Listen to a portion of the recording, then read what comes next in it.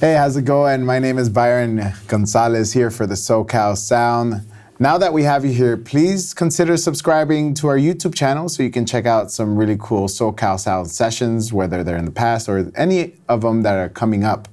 So today here in studio, I have an amazing singer-songwriter. He is out of Sandy Lake First Nations. He's a First Nations singer-songwriter. We got Aysanabee here. How are you? Yeah, I'm doing great. Thank you so much for having me. I'm glad this worked out. Yeah, and at the time of this recording, it's pouring out there. So Thank you so much for coming out during the crazy weather that SoCal does not have. Yeah, well, this is like, it seems very mild to me, but I know for a lot of locals, you're saying like people like plan to stay home. Like for me, like I feel like people would still be out like getting groceries and like construction would still be happening. And everything, the full life is in Canada. They just don't. Yeah, well, it's like there should be snow right now, but it's just rain and like it's nice. Like I mean I'm staying on the beach right now, so like I don't really get to have the beach time, but the waves are still looking pretty sweet. Would you go out there in the rain? Are you a surfer? No, I went surfing once on a vacation, and like I went to like Lisbon in Portugal and like did like a surf lesson there, but that's about it. I have not done so far. I'm actually, it's funny you should say, like I was just talking about like if I ever do get a chance to get a vacation in the next couple of years, like I do want to like go spend some real time in like Mexico. Okay. I've have friends who like goes there and goes to Sayulita and just lives there and just kind of wakes up and surfs, then eats like, fresh food and it just seems like a really good place to kind of get grounded. So. Wow, that's really cool. It seems like that plus like you bring your guitar, you get some good songs out of that. Yeah, exactly. And I think it would be a really good place to kind of, just work on new music and find space to do that. It's like, it's interesting. Like I realize you kind of take those sort of things for granted. Like now I'm like really having to like schedule in time and book time to write songs, which is interesting because like I mean the inspiration isn't always going to hit you, but you just have to be like, all right, these are the days that I'm going to write. Yeah, you have to actually have a work schedule. You are an entrepreneur per se. Exactly. So I'm still getting used to the business side of music, but I definitely still enjoy wholeheartedly like the creative aspect and the kind of soul nourishing part of it. Yeah. Well, your music is very soul nourishing as well. Your lyrics, the sounds. For those of you that don't listen to my show on the SoCal Sound, probably haven't heard. I play Eagle Death. I played music from his latest album, Watin, and his new EP that just got released called Here and Now. It is amazing. You have amazing storytelling abilities, amazing guitar playing abilities too. How I kind of want to know, like from the beginning, like when did you find this passion for music? Were you surrounded by music? Your parents played music, or did you go on your own musical journey? So like I was pretty young, and so my brother played a bit of music, but then he moved out when I was pretty young, and I grew up out in kind of rural northern Ontario, and like my mom kind of had like this idea to kind of have like like a house that had like solar panels and like a hobby farm and kind of to be able to kind of just be like fully like self-sustained, but that all costs a lot of money. So like equipment and everything. And so because like my mom, like she never finished post-secondary because she became a mother, and so we kind of just work in like hotels and laundromats and stuff like that, and so like to get like solar panels is like way out of that budget, right? So we moved out to the country and kind of lived still off grid, but we had like no water or like electricity, and so like I had like three things growing up, and like one was like this dune buggy we made out of a lawnmower, but like I built a jump for it, and then that was gone, and then you broke it? Yeah, I built a jump for it, and like because I had this little track in the backyard, and I would like drive in this circle because like I was like, this thing's sweet. And I decided to build a jump for it one day, and I went and I like took this jump, and then the whole frame just fell apart, and like we didn't like have welding tools or anything, like so it was just kind of like, all right, well that thing is gone. And, so the second thing I had was like a bow and arrow my grandfather gave me, and and he would like make the arrows. Like he had all these like this little workshop where he would like grab all these like metal tubes and stuff and like That's really cool. make the arrows and so I played with that, and then eventually like I was doing target practice and like an arrow ricocheted and like flattened the tire on my mom's vehicle, and then like she took that away. What? And so I had a guitar that my brother had left behind, and yeah, like I just kind of started playing guitar as something to do. Like if I wasn't just running through the bush, I was playing guitar. And you can't break anything with a guitar. Exactly. Unless you go full rock star on it. And so I played guitar, but then when I started going to high school, that's when I started really getting into guitar, because like I met a friend in high school, and we'd go to his house on lunch break, and he would like start. He's like, you play guitar, you gotta check out this guy. And he had electricity, and he had the internet, and he had YouTube, and he like pulled up this guy, Eric Mongrain, and he like played his guitar like a piano. He did all this tap percussion stuff on it. Interesting. Okay. And it became a thing where I just like go to his house on lunch breaks and be like, hey, you mind if I, and like I would be like searching all these different guitar players. And crazy enough, actually, one of them was Don Ross, and he's like this Canadian guy, and I didn't know.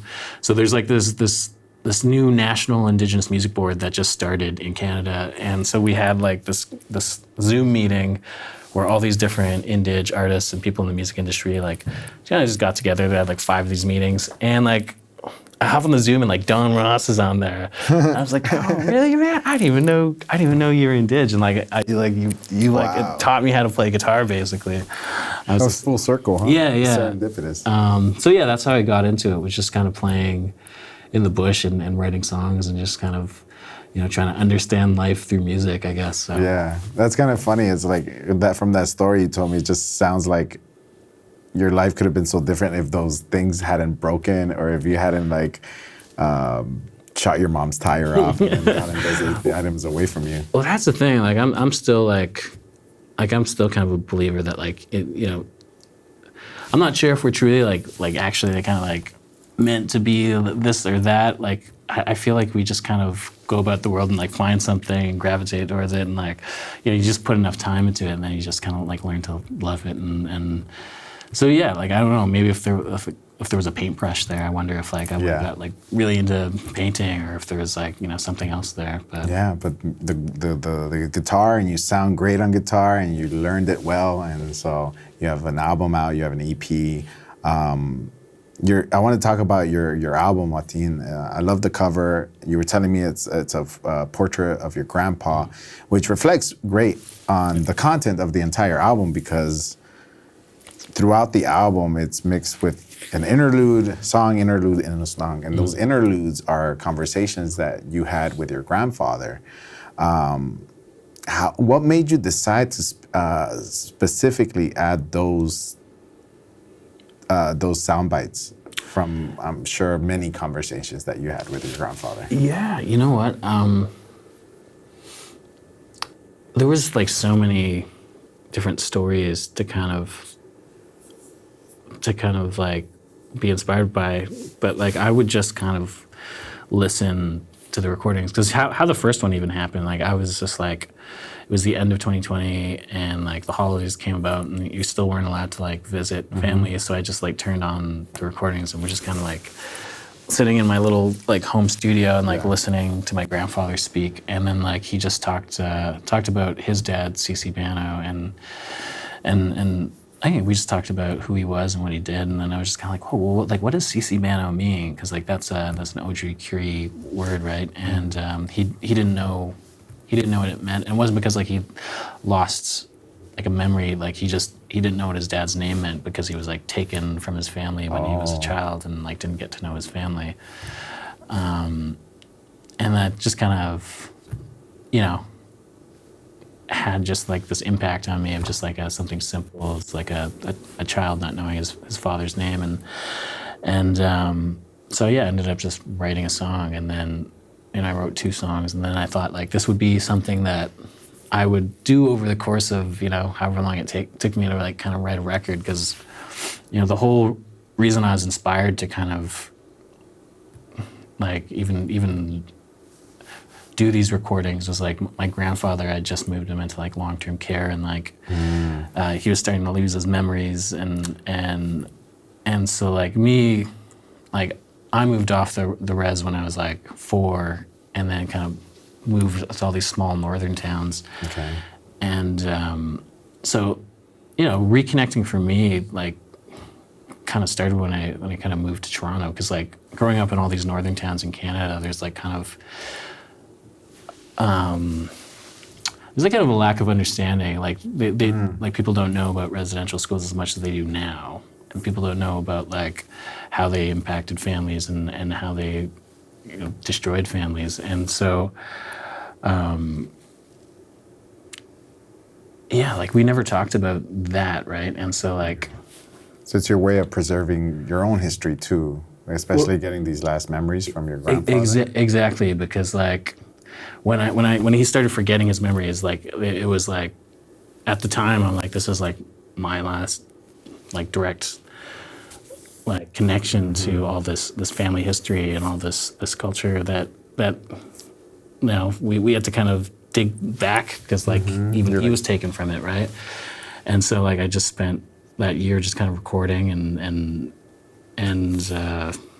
yeah, just recording these conversations, because like, yeah, we talked for maybe a couple months before the recording started, because like you can only have small talk for so long, and then you start talking about real stuff. So yeah, like it was like just a year of these conversations. And so how I ended up picking the specific interludes, like I just kind of listened until something just made me feel a certain way, and then I started writing.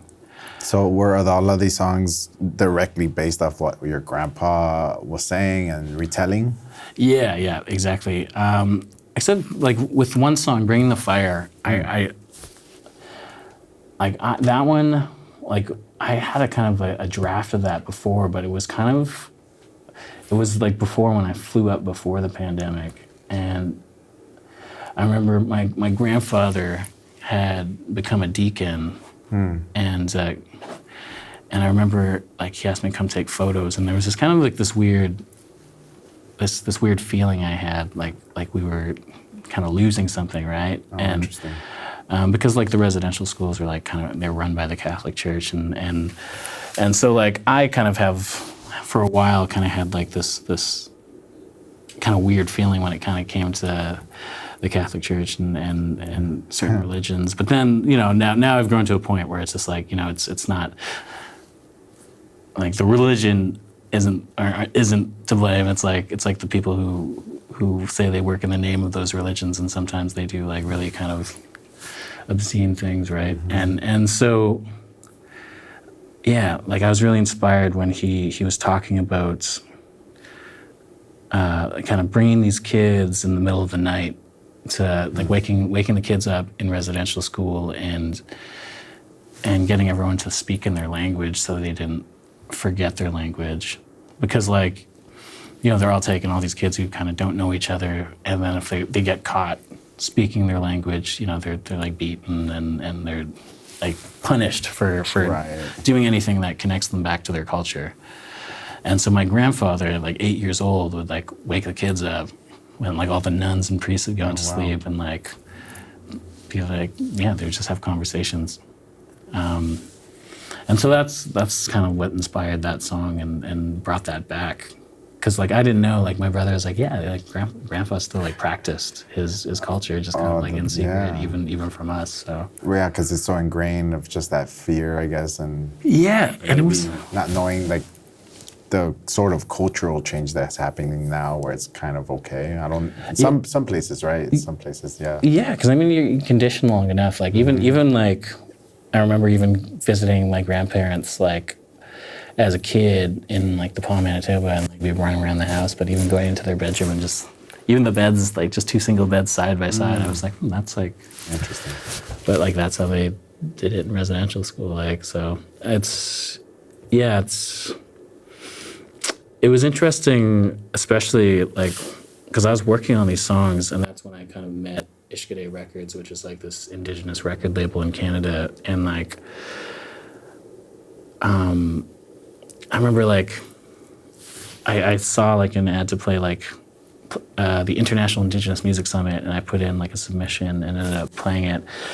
And then I guess they saw my like live video, and they contacted me, and they're just like, who are you? How come we've never heard of you? And I was just like, oh, I'm like, yada yada yada. And there's just like, we saw the video. Like, what are you doing? Are you signed to anybody? I'm like, no, I'm just like working in Toronto, playing music, and trying to set something up, I guess. And like, what are you working on right now? And I told them about this record and this idea I had. Also, you had that idea already of including your grandfather's. Yeah, and like, so I thought it would be like probably 4 years till I put it out, right? Because I was working in journalism at the time, and like, you know, they say you hear people being like, oh, I watch the news for like an hour and I'm so exhausted, right? Yeah, because so much bad stuff happening. Yeah. So when you work in the news for like 8 hours, like you're just 8 times as exhausted, right? So like depressed.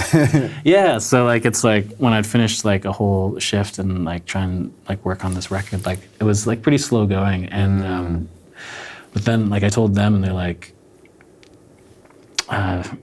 well, we're starting up a brand new record label, and like these are the exact kinds of stories we're trying to amplify. That's cool. And yeah, and it was wild because like reflecting on that now, like no record label signs anyone with like a demo and an idea and like no track record of anything. Or Spotify numbers. Yeah, exactly. Instagram numbers. Like record labels will like sign you when you've done most of the work. You know? Yeah. Exactly. And so like, yeah, they signed me, and then I think like I just started working on it so much harder, and cool. And yeah, because suddenly it wasn't just me. Like it was like I was like, oh well, like I want to like honor this relationship that we're building here, and so I started working on this record, and I think like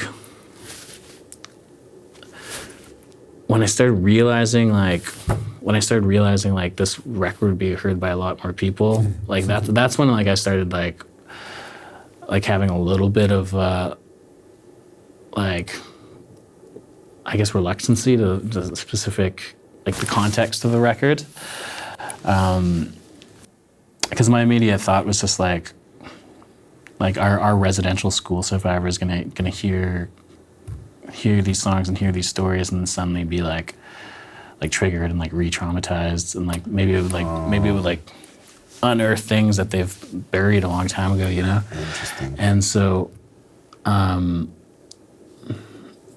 but like two things. One being like when that thought started coming, and then I started like looking back at the record, like I did like half focus it on like my grandfather meeting my grandmother in residential school and them falling in love. And so there was kind of like all these different stories, even though there was like obviously some dark ones. There were like songs and interludes that kind of like did focus on like his strength and resilience, and I remember like when the record came out, people would start reaching out, and like like 2 residential school survivors had reached out and said like they were just kind of like, hey, like I heard your record, and you know, I'm so happy that like our stories are finally being told by our people and in our words, and like they're like, Miigwech so much, like thank you so much for doing this work, and like I find it so healing, and like that was like the opposite of what I was worried what could happen, right? You were thinking like the worst case sscenario. Yeah. Pleasantly surprised to get the exactly, opposite. and like it was crazy too because I didn't expect it to kind of have the impact it would. Like I had people like reaching out like. I can't say the name, but like he's like, hey, like I'm like a 30-year-old white guy in Southern Ontario, and like I heard your song on the radio, and like I went home and I Googled you, and then I found your record and I listened to it, and he's like, man, I did not know like about all this history, and then I had to like do my own deep dive and do some research, and like it's like, man, I don't know how to feel right now, but I'm so sorry. Like he's just like, thank you for like opening my eyes to like kind of this history and stuff. Because even though the record, like it's my grandfather's story, it's not like an uncommon story. It's like like a lot of families in Canada and the U.S. have very, very similar kind of, you know, history that's not shared, or it's yeah. like, history is written by the victors, right? So that stuff's kind of glossed over. Well, I think that's exactly like the same idea that your record label took, right? Or that's why they took the risk on you, per se. So that's amazing that it happened, and that they felt the same way, and which is why they wanted to get your story out there, even though they're like, I don't know if he has great Spotify numbers, I don't know if he has great Instagram, let's just do it. Mm-hmm. And I think that's another, like, to your journalism, your inner journalist too, to providing stories. And well, that's interesting too, because like I moved to Toronto to play music and pursue music, and then I got there and I ended up like my grandmother was always like, make sure you have a plan B. So like I applied to 3 programs. I applied to like nursing and massage therapy and journalism, and I got into all 3. And I just remember like not knowing what to choose. I'm like, oh wait, like this isn't just something you just, this is like 3 years of your life, or 4 years, and then like whatever. And so I ended up choosing journalism. A, because it was like 3 years, and I was like, okay, it's only 3 years. But B, because it was like, I was like, this was like kind of similar to being a songwriter, because you're telling stories, and so yeah. Now that all this stuff has happened, and I kind of like have a music career now. Some people are like, oh man, you should have just done music the whole time. And I was just like, no, like honestly, if I hadn't done all these things and things didn't happen the way that they happened, like I wouldn't have made the record the way I made the record. And like, I would have just put out a record and probably still been working, so like I think, everything has been happening so kind of like organically, and it's been kind of a crazy like, year and a half, 2 years. I think you have to have, again, it's the same reason I was seeing another interview that you chose to reclaim your name, like Aysanabee. It's that thing about not forgetting your past and making the past come to the present. So that's always gonna hit hard, and because I'm a person of color and we get the same experiences, right? Like our history gets silenced or doesn't get told at all. So as long as you have that in the back of your head, like I think it's gonna do well. Yeah, and it's been amazing, like working with a bunch of like people who get it too. Like, it's interesting, like working with Ishkade, like an indigenous label. There were certain things, like especially with the context of like the record, like that I just didn't have to explain. I didn't have to like. They just they understood. And I wonder how many labels would allow their artists to have that many interludes after every song, right? Like they're like, what are you doing? You have to have song, and maybe one skit in there or something like that. Yeah, no, exactly. And so, it was like really kind of like, really nice to have complete kind of creative control. And so, like there wasn't much pushback. I feel like there was maybe one person who was just kind of like, like I kind of, I listened to the record, and I kind of felt like it was a bit droning, and I was like, well, the record's done. Like, I can't go back and like. Just one person. People, I'm sure. And then flash forward like a year, and like the record's out, and then like it got like it just went kind of crazy. Yeah, you got nominated for a Juno Award too. Yeah, I got like that Canadian Grammy nomination, and too? Wow. Oh no, it's a Canadian. We call it the Canadian Grammys, right? Got it. For people who are just like, what's a Juno? Got it. But and I remember bumping into that same person. They're like, oh, I knew it. You showed them what's what. But I don't know. I think there was just something like just powerful about just being authentic and not. Yeah, it's the best, really. Yeah, and like, because I remember like I was still playing music and like trying to make it before the pandemic, and then like suddenly like everything shut, and I was just like, all right, well, you know what, like I got a decent job in journalism, like I'm never not gonna make music, so I was just like, I'll just I'll just make music because I love it, and I'll just make music that's like true to me, and like you know. And now And I'm just like, yeah, no one's gonna hear it. So it's like whatever. Like I'm just gonna make the stuff I want to make. Now you're traveling, collabing with Raye Zaragoza. Yeah. You have a new EP out. Yeah, that was a lot of things. That was wild because I remember Raye. So I knew of Raye before, right? Like, so you did. I saw like when she went viral at Standing Rock, and like so I kind of just kept following. What was your favorite? What was the first song you ever heard of hers? It was the song that she did for the Standing Rock. It was like the protest song where she kind of like she was singing like all the facts of like the pipeline that they were protesting. And so like I just remember we put the record out. And then like Raye messaged me like 2 weeks later or something and DM'd me and was just like, not sure if you ever heard of me, just I've been listening to your record. If you ever want to work together, like we'd be honored to like sit down and write with you. And like I didn't even respond to her right away. I called my manager and I was just like, remember when we talked a year ago and you're just like, if you could write with any Indig singer-songwriter, like who would it be? And I was like, probably like Raye Zaragoza would be a sweet collab. You said that. I said that. That's almost a year to the day that Raye DM'd me. And like I like screenshot it and I sent it to my manager and I was like, you remember?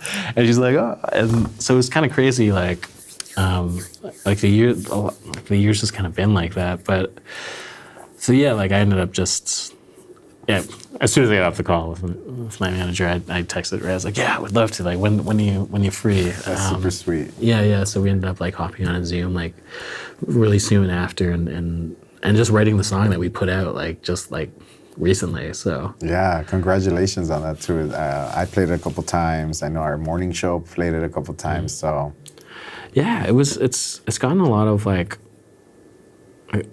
love lately, and it's like because we had like that big billboard in downtown Toronto. Like, you did? I didn't see that. It was like this massive like right in downtown. The equivalent of what would be like your New York Times Square. Yes, like we have like the Toronto version of it. So we had like that big. That's like, awesome. Me and Raye just kind of like action pose. It was cool too because like we kind of flew Raye up and tried to get like some photo shoot stuff done and like called people and like our friends like, can you like suit us up and stuff and like. That's awesome. So yeah, like we just looked really cool too and like we just kind of looked like guardians of the Toronto for a second there and like it was really cool just to think of like that was probably a year ago now that like we reached out, wrote the song. I think I was like coming to the Kansas City Folk Alliance in like February, and I flew over to LA after, and we recorded the track. I flew back, and then like we had like the demo, and then like the whole team was like, "This is amazing! Like we got to like cut this song." And then like, so I flew back to LA, and we recorded it, and yeah, like it's kind of wild how just like it takes so long to put stuff out, but I guess like that's our teams figuring it out. Like for I feel like for me and like several artists, it's just like we just record it and put it out. But I guess there's a whole thing behind it. But it was crazy to think that like just a DM and then suddenly like there's like a billboard and stuff. Yeah, well, it's only gonna go up and up from here, and you're about to play it here with Raye in a little bit. I do have like one final question. Like what now? You just released your EP Here and Now. You have that new song with Raye Zaragoza. What do you see in the future, or at least in the short future, for 2024? Yeah, things are starting to book up now. Like I'm going on tour with Allison Russell in that's amazing. In like 2 weeks. Dude. She just won a Grammy. So I'm really excited to kind of just be around that kind of level of artistry and energy just to kind of soak it in, and you know I feel like that'll be kind of healing in many ways, and got a bunch of like kind of summer festivals in Canada. I'm gonna be releasing new music, gonna be releasing a new album this year too, so there we go. But yeah, so just kind of trying to get into different places as well, like got a few shows in the U.S. that we're still working out, but definitely going back to the U.K. for the Great Escape Festival, which is kind of like, I think it's like the South by Southwest of Canada, of England. Oh, England. So, okay. So I'm gonna go do that. Coming back, playing some festivals, then going back to like Estonia for kind of a similar kind of music conference, and yeah, it's wild. It's wild. No one told me about music conferences. Like I felt like I was just like setting up shows and just hoping people like walk through the door. But like these music conferences, you get to kind of play for like rooms full of these people who are there specifically just to discover new music. Exactly. Like they're there. They're like the promoters. They're the agents. They're the music industry, and they're going to like, you know, find people to play their festivals and stuff. So, well, I hope you play all the festivals, man. Yeah, me too. You deserve it. It's gonna be a busy year then, but you're gonna be tired. But oh yeah, and honestly, like it's crazy because like there's definitely been times in like the last year where it's been like just crisscrossing, but like, and I do get tired, but like, yeah, you know, two things. One, like, you just kind of flip the perspective of just kind of being like, you know, I don't need to do anything. Like, I get to do this. Like, this is something I've like dreamed of like all my life. So it's like to be able to do it. Like, even when you get tired sometimes, like, wait a second, like have some gratitude because you're getting to do what you want to do. And B, oh yeah, like I used to work up north, and like so like, you know, I used to like work in like bush tents and stuff, and like have to like walk through swamps and like snowshoe for like kilometers and kilometers. So it's like some near-death experiences. And so like to go from like that, like I have to remind myself and like remember like fucking trudging through like, oh my goodness, and like almost drowning and like getting like chased by bears and stuff. And now I stay in hotels, you know. It's like, it's not bad. Yeah. It's like, the only thing is you have to walk from one gate to the other. Get a layover sometime here and there. Stay at the airport every so often. That's the one thing. Airports could be better. There's like a lot of anti-human infrastructure in there, but yeah, people in airports are not at their best. They're just like, everyone's so exhausted, and it's that energy for the airport. Well, Aysanabee, thank you so much for making it out on this rainy day. You're gonna play a couple songs in there. I'm excited for it. For all of you, we have a Raye Zaragoza cameo for that new song that they released come out. So stick around. He's gonna go in there, play you a couple songs, and you should definitely check out his new album, Watan, and Here and Now. Yeah. So thank you for watching. Don't forget to hit subscribe and check out Aysanabee. Yeah, thank you. Check it out. Thanks for coming, man. Yeah, thank you for having me.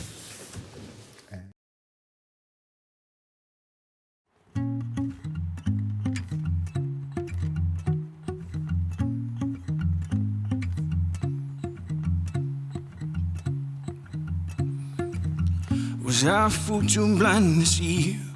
Lost in the feeling, making my way through the dark. You were gleaming, used to burning bright, you were dimming light. Just give me a sign that it's gonna be alright. Come out wherever you are. Oh, come out wherever you are. Oh, was I a ghost in your loving arms? Oh, am I a piece of your breaking heart? Oh, took either side of what I believe, lost in your dreaming, laying my love at your feet. I was defeated. Are you still burning bright? Are you a dimming light? No, just give me a sign and it's gonna be alright. Come out wherever you are. Oh, come out wherever you are. Oh, was I a ghost in your loving arms? Oh, am I a piece of your breaking heart? Oh,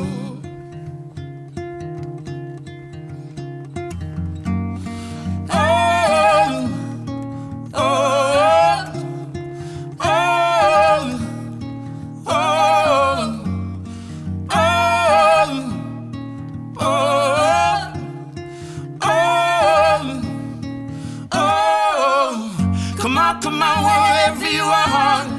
Oh, come out, wherever you are. Oh, was I a ghost in your loving arms?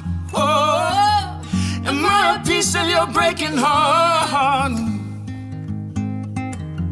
Come out, wherever you are. oh, Come out, wherever you are. oh, Come out, wherever you are. oh, Come out, wherever you are.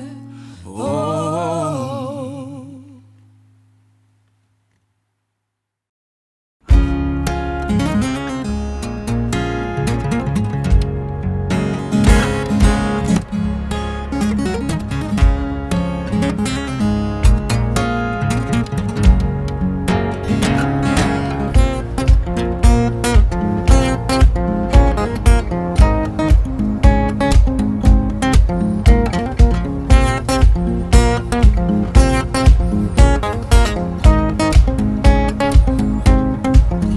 Said, what kind of man would that be if I didn't practice when I preach? It's so hard to dream, so very good to believe. So, but I'm losing, losing hope. And it's the simplest things they so easily escape. It's the simplest things they so easily escape. Oh.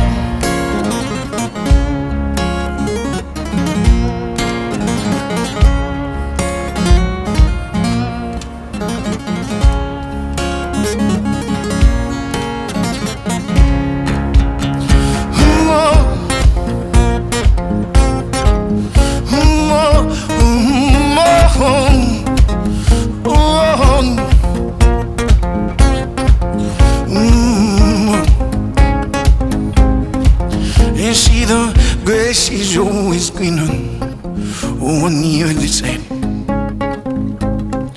Oh, and the child is always stronger when you're tired.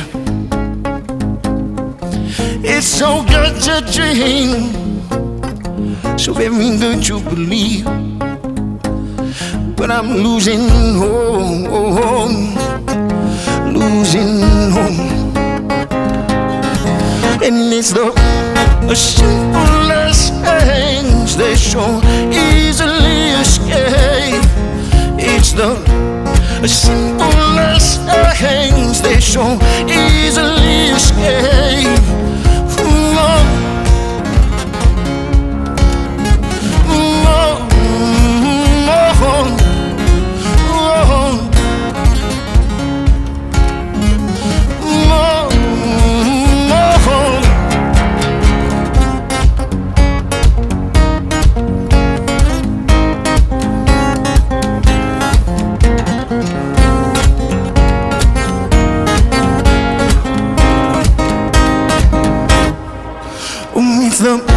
The simplest things they so easily escape. It's the simplest things they so easily escape. Oh, like the dawning, like the dawning, like the dawning, like the dawning of the world. Oh, like the dawning, like the dawning, like the dawning, like the dawning of the world. Oh, like the dawning, like the dawning, like the dawning, like the dawning of the world. Oh, like the dawning, like the dawning, like the dawning, like the dawning of the world.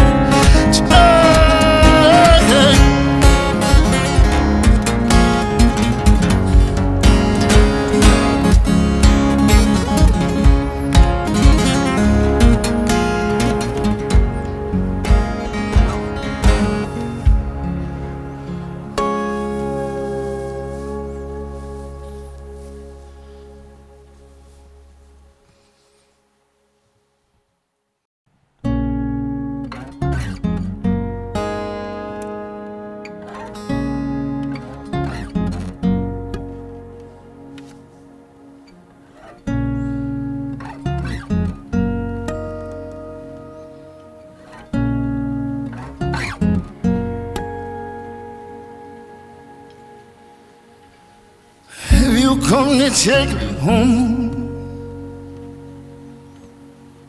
stories buried long ago.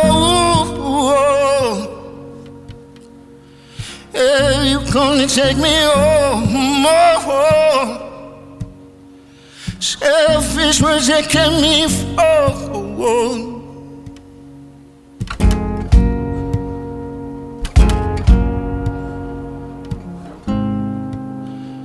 Tell me if I lost my shame.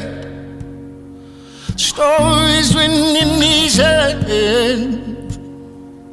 If you come to take me home, selfish will they give me from.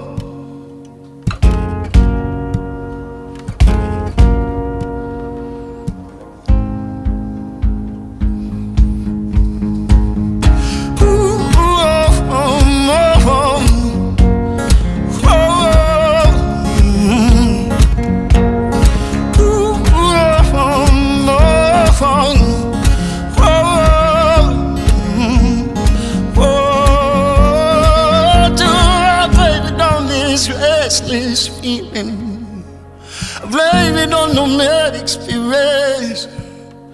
See, I've been here for too long, but I've only got myself to blame. Only got myself to. Only got myself to blame. Only got myself to. I got myself to blame. Oh no no no no no. Oh no no no no. Oh no no no no. Oh no no no no.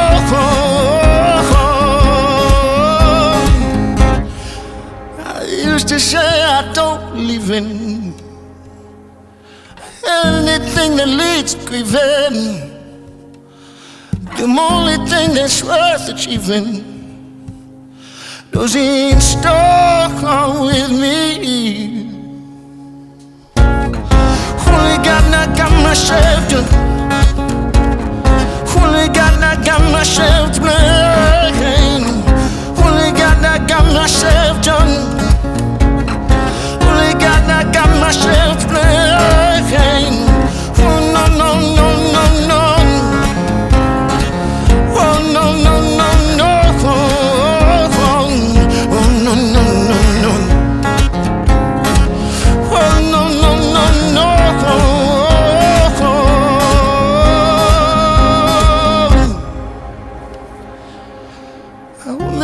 I got myself to.